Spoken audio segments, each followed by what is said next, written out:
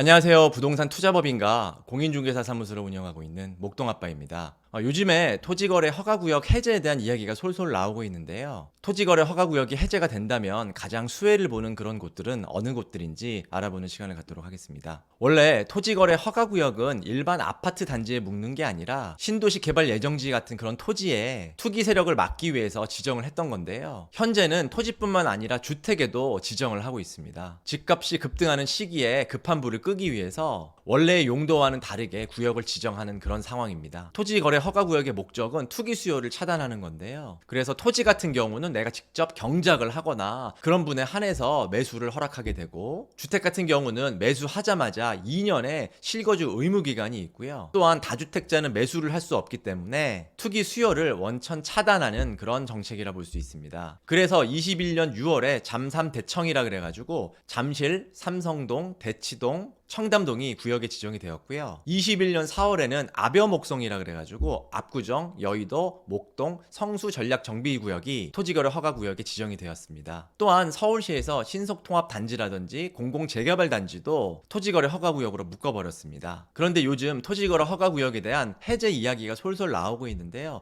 그 이유는 토지거래 허가구역 지정이 5년을 넘길 수 없기 때문인데요. 내년이면 잠삼대청 같은 경우는 지정한 지 4년이 되기 때문에 이런 이야기가 솔솔 나오는 것 같습니다. 또한 이렇게 주택에 토지거래 허가구역을 묶는 게 과연 옳은 일인가에 대한 그런 이야기도 나오고 있고요. 그로 인해서 주택을 가진 분들의 재산권이 너무 오랜 기간 동안 침해가 되고 있는데, 잠삼대청 같은 경우는 토지거래 허가구역을 묶은 이유가 인근의 코엑스, 현대차, 영동대로 복합개발, 잠실 마이스 등의 호재로 인해서 집값이 급등할 가능성이 높다라고 판단해서인데요. 하지만 이 구역을 묶인 4년이 다 돼가는 지금 아직까지 개발이 진척이 되지 않고 있는 그런 상황입니다. 그래서 개발이 이렇게 진행이 되지도 않는데 과연 이런 오랜 기간 동안 묶는 게 말이 되냐, 이런 얘기가 나오고 있는 그런 상황이거든요. 만약에 토지거래 허가구역이 해제가 된다면 가장 혜택을 보는 곳들은 어떤 곳일까요? 토지거래 허가구역을 제가 많이 매수를 했는데 이 토지거래 허가구역의 가장 큰 허들은 다주택자가 매수를 못한다는 것도 있지만 실거주를 2년 동안 해야 된다는 데 있습니다. 그래서 제가 생각하기에 가장 혜택을 보는 단지들은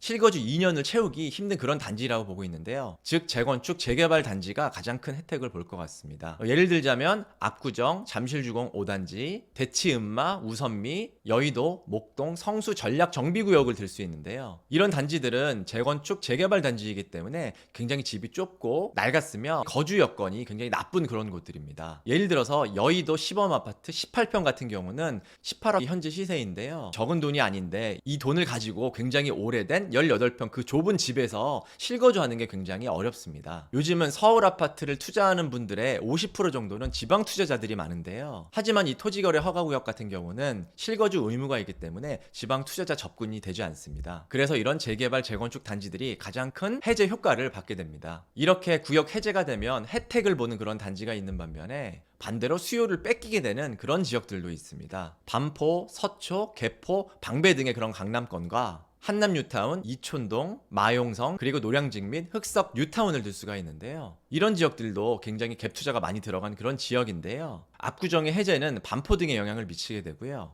잠실주공 5단지, 대치 우선미, 대치 은마 같은 경우는 강남권 단지들에 영향을 미치게 되고요. 여의도, 목동, 성수 전략 정비구역 같은 경우는 경쟁 강도에 있는 한남 뉴타운, 이촌동, 마용성, 노량진 및 흑석 뉴타운에 영향을 미치게 됩니다. 예를 들어서 목동의 가장 저렴한 단지의 가장 작은 평수 같은 경우는 갭 투자가 가능하다고 봤을 때 8억, 9억이면 진입이 가능하거든요. 그래서 마용성 및 노량진 뉴타운, 흑석 뉴타운에 영향을 미치게 됩니다. 그럼 실제 토지거래 허가구역의 해제 가능성은 얼마나 될까요? 제가 봤을 때는 토지거래 허가구역의 해제 가능성이 아주 높다라고 볼 수는 없다라고 생각합니다. 그 이유는 토지거래 허가구역이 5년 기한이 있는데요. 하지만 토지거래 허가구역의 지정 권한이 서울시장 등의 자치단체장뿐만 아니라 국토부 장관도 권한이 있거든요. 그래서 만약에 서울에 있는 그런 구역들을 5년 서울시장이 지정하게 되고 그 후에 5년을 국토부 장관이 지정을 하게 된다면 총 10년 동안 구역이 지정되게 됩니다. 하지만 지금 탄핵 정국이기 때문에 정권이 바뀔 수 있는 그런 가능성도 있습니다. 그렇기 때문에 자치단체장과 국토부 장관의 이렇게 엇박자가 날 수도 있거든요. 그래서 해제가 될 가능성도 어느 정도 있다라고 생각을 합니다. 지금까지 토지 토지거래 허가구역의 해제 가능성과 수혜를 보는 그런 단지들을 알아봤는데요. 제가 부동산 투자법인과 더불어 서울, 경기, 인천